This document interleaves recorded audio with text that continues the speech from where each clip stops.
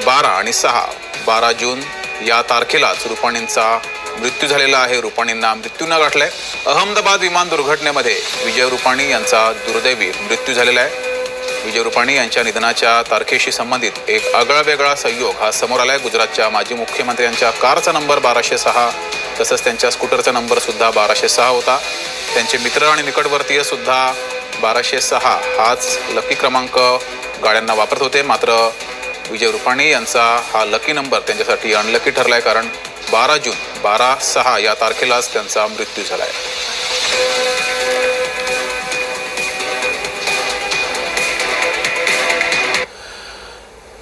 आपल्यासोबत न्यूमरोलॉजिस्ट नवनीत मंदानी हे जोडलेले आहेत. नवनीतजी, विजय रुपाणी यांच्यासाठी लकी नंबर होता 1206, मात्र या अहमदाबाद दुर्घटनेमध्ये 1206 म्हणजे 12 जून 12 आणि 6 या तारखेलाच त्यांचा मृत्यू झालेला आहे, दुर्दैवी मृत्यू झालेला आहे. त्यांचा लकी नंबर त्यांच्यासाठी अनलकी ठरलेला आहे. काय सांगाल यावर? नमस्कार. ऍक्च्युअल मध्ये विजय रुपाणीची डेट ऑफ बर्थ आहे 2 ऑगस्ट 1956. आणि माझी आवाज येते? हा, येतोय बोला. हा, तर आमच्या न्यूमरोलॉजी मध्ये मुलांक आणि भाग्यांचा एक कॉम्बिनेशन असतो, त्यांचा 2 आणि 4 आहे. आणि 2 आणि 4 या नंबरला सगळ्यात डेंजर नंबर असतो 9 नंबर. जर का आपण टोटल केली 1206 ची टोटल 9 येते. आणि कालचा दिवस त्यांचा जो आमचा एक पर्सनल डे नंबर येतो तो पण त्यांच्यासाठी चांगला नव्हता. इयरचा नंबर पण 9 होता. आणि अनफॉर्च्युनेटली जी फ्लाईटचा टोटल होती 171 दॅट इज ऑल्सो 9. म्हणजे एखाद्या व्यक्तीला मंगळ किती भारी पडू शकतो हा त्याचा सगळ्यात बेस्ट एक्झाम्पल आहे. आणि यालाच कनेक्टेड आणखी एक गोष्ट करतो. आपल्या भारतामध्ये 4 मोठी लोक एअर क्रॅश मध्ये गेली. बिपिन रावत होते, संजयजी गांधी होते, राजेश पायलट होते, माधवराव सिंधिया होते. या सगळ्यांच्या नावाची टोटल पण 4 नंबरवर जाते. आणि हे जे आपले गुजरातचे विजयभाई रुपाणी आहेत यांची पण जी टोटल आहे, जी डेट ऑफ बर्थची, ती 4 वर येते.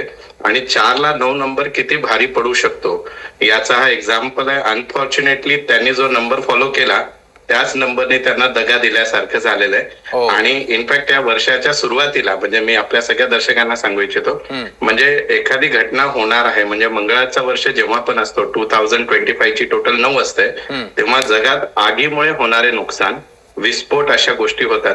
म्हणजे इव्हन आता जे मिसाईल वगैरे इराण आणि इस्रायल मध्ये चालू आहे ते आणखी वाढणार आहे.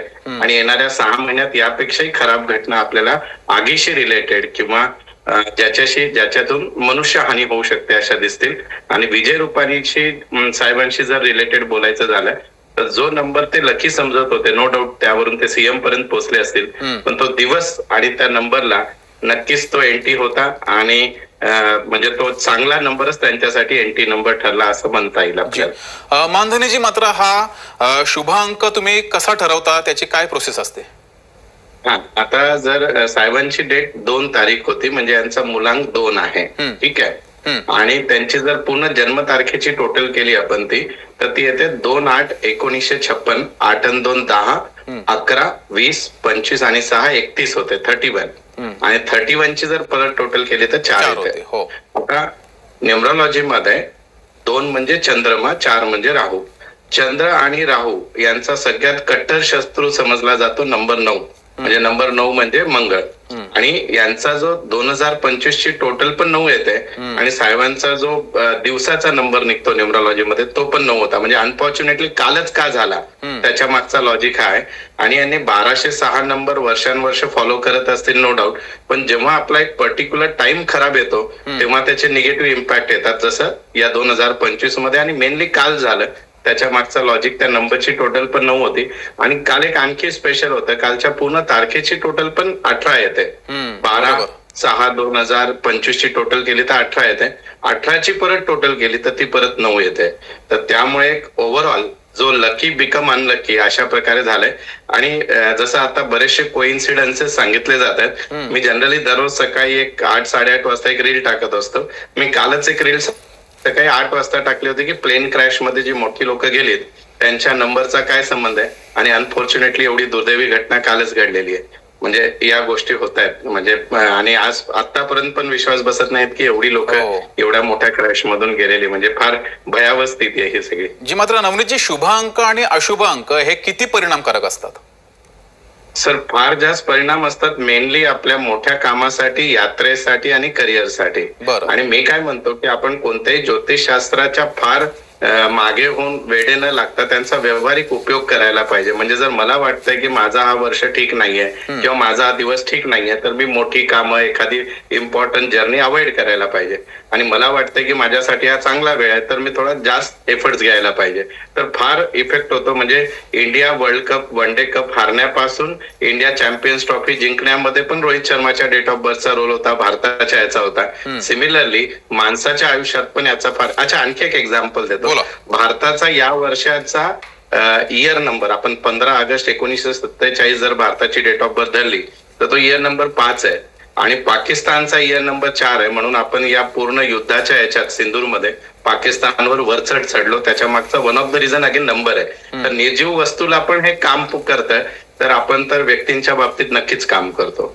गाडीचा नंबर असेल, मोबाईलचा नंबर असेल आणि जन्मतारीख आणि बाकी सगळ्या गोष्टी त्या नंबरचा इम्पॅक्ट होतोच. जी मात्र हा प्रभाव असतो हे चांगला किंवा वाईट काळ हे कसं काय ठरवता येऊ शकतं? सर्वसामान्याने कसं कळू शकतं?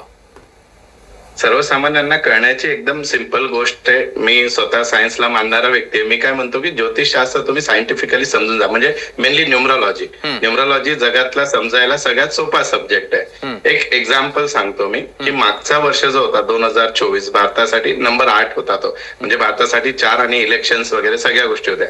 तर त्यामध्ये इव्हन मी म्हणजे ज्या काही प्रेडिक्शन्स केल्या जातात की त्या प्रेडिक्शनचा फायदा म्हणजे यावर्षी जर आपण शेअर मार्केट पण बघितलं तर भारतासाठी इंडिव्हिज्युअली 5 नंबर असल्यामुळे शेअर मार्केट व्होलॅटाईल चाललाय परंतु एंड ऑफ द इयर काही की तो पिकअप पकडून घेईल. तसं सिमिलरली प्रत्येक समजा आपण असाल किंवा जे व्यक्ती असतील म्हणजे मोदीजींसाठी जर आपण काढला किंवा महाराष्ट्राच्या मुख्यमंत्री, आपल्याला एक आश्चर्यकारक घटना वाटेल की आपल्या महाराष्ट्राचा ज्या दिवशी रिझल्ट आला त्या दिवशी आपले तिन्ही मुख्यमंत्री आणि दोन्ही उपमुख्यमंत्र्यांसाठी लकीएस्ट डेट होती ती आणि ते तेवढ्या मेजॉरिटीने जिंकलेत. तर असे प्रेडिक्शन्स हे न्यूमरॉलॉजीनुसार करता येतं. तुम्ही ज्या दिवशी जन्माला येता ती तारीख म्हणजे रुपानीजी साहेबांच्या केसमध्ये 2 तारीख आणि तुमच्या डेट ऑफ बर्थची टोटल ही तुम्हाला नेहमी काम करते. आणि एक तिसरा कन्सेप्ट असतो इयर नंबर आणि हे तिघांवर पूर्ण न्यूमरॉलॉजी चालते. आणि घटनेचा क्रम आता नो डाऊट कोणताही ज्योतिषशास्त्र घटना झाल्यानंतर त्याचं स्पष्टीकरण देते. त्याच्या अगोदर दिला तर काही मानवजातीला उपयोग होऊ शकतो. पण अनफॉर्च्युनेटली आपण फक्त एवढं तरी कमीत कमी करायला पाहिजे. म्हणजे तुमच्या चॅनलच्या माध्यमातून सांगतो ज्यांची डेट ऑफ बर्थ या वर्षी 2 असेल, 4 असेल किंवा 7 तारीख असेल या 3 तारीख मेनली 2, 4 and 7 आपला पर्पज लोकांना घाबरायचं नाहीये. पण त्यांनी या वर्षी गाडी चालवताना असेल, एखादा मोठा व्यवसाय चालू करताना असेल तर या केसमध्ये थोडंसं यावर्षी त्यांनी सावधगिरी बाळगायलाच पाहिजे.